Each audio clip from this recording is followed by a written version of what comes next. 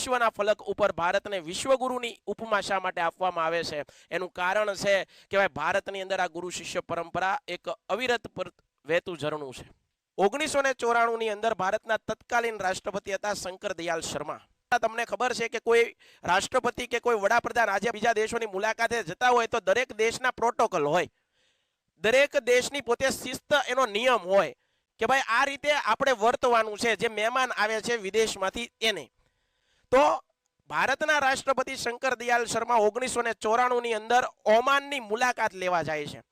આ શંકર દયાળ શર્મા ઓમાનના એરપોર્ટ મસ્કદ, ઓમાનની રાજધાની મસ્કદ ખાતે ઉતરે છે. એટલે એ સમયના તત્કાલીન સુલતાન હતા, એનું નામ હતું કાબૂસ. હવે ઓમાનનો એક નિયમ એવો હતો કે ભાઈ ઓમાનની સરકારનો, ગવર્મેન્ટનો ત્યાં રાજાશાહી હતી, એટલે ઓમાનના રાજાનો એક એવો નિયમ હતો કે કોઈ પણ વિદેશી પ્રવાસી આવે, કોઈ પણ વિદેશી દૂત આવે જ્યારે આપણા દેશની મુલાકાતે, તો એને સામેથી મહેમાન ગતિ આવકારવા નહીં જવાનું. આવો એનો નિયમ હતો, પ્રોટોકોલ હતો. ઓમાનના આપણા ભારતના રાષ્ટ્રપતિ છે એનું જ્યારે વિમાન લેન્ડિંગ થાય છે એરપોર્ટ ઉપર, બરોબર છે, તો એને લેવા પણ જાય છે. લેવા જાય છે એટલું જ નહીં, પોતે દાદરા ચડીને, પ્લેનના, એરોપ્લેનના દાદરા ચડીને ત્યાં જ્યાં બેઠા હતા આપણા રાષ્ટ્રપતિ એને આગળ જાય છે, એના ચરણોમાં વંદન કરે છે, પ્રણામ કરે છે, અને પોતે એને લઈને પોતાની કારની અંદર, જે સુલતાનોની કાર હતી એ સુલતાનોની કારની અંદર ડ્રાઈવરને નીચે ઉતારી દેવામાં આવે છે અને પોતે ડ્રાઇવિંગ કરીને પોતાના મહેલ સુધી લઈ જાય છે.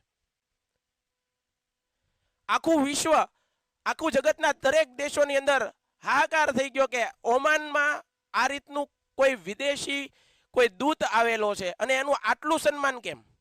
ત્યાંનો પ્રોટોકોલ એ મુજબ હાલતો નહોતો. ત્યાંનો પ્રોટોકોલ જ જુદો હતો કે ભાઈ કોઈ પણ વિદેશી મહેમાન આવે, કોઈ પણ વિદેશી દૂત આવે તો એની આગતા સ્વાગતા કરવા માટે, એને સામેથી લેવા માટે કોઈ આ વખત અત્યાર સુધીમાં કોઈ સુલતાનો નહોતા ગયા. ત્યારે આખા મીડિયાની અંદર આ વાતો છે પ્રસરી ગઈ. પરિણામે જ્યારે આ ઓમાનના સુલતાન હતા, એનું નામ હતું કાબૂસ, એ કાબૂસને પૂછવામાં આવ્યું કે આટલું બધું માન એક ભારતીય પ્રત્યે કેમ?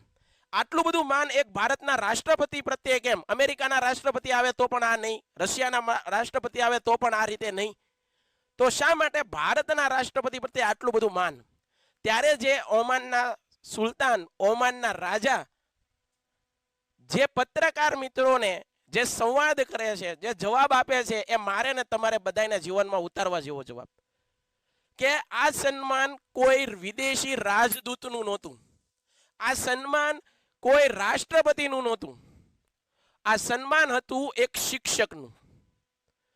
કાબૂસ પોતે પોતાનું આખું જીવન વર્ણવે છે કે જ્યારે હું ભારતની અંદર, પુણેની અંદર અભ્યાસ કરતો, ભારતની અંદર પુણેની યુનિવર્સિટીની અંદર હું જ્યારે અભ્યાસ કરતો ત્યારે મારા પ્રાધ્યાપક, મારા પ્રોફેસર હતા શંકર દયાળ શર્મા, અને એ મને સંસ્કૃત ભણાવતા.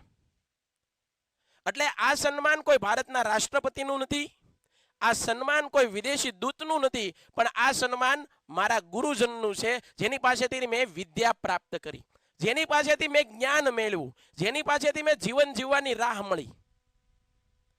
તો ગુરુનું જીવનમાં શું મહત્વ હોવું જોઈએ? માત્ર ને માત્ર સ્કૂલ લાઈફની અંદર જ ગુરુનું જીવનમાં મહત્વ હોય એવું ન હોય. આખા જીવનભર આપણને જેને માર્ગદર્શન આપ્યું હોય, આપણને જેને જીવનની દિશા ચિંધાડી હોય, એવા ગુરુ શિષ્યનો આ એક અવસર, આ એક પર્વ એટલે કે ગુરુ પૂર્ણિમા.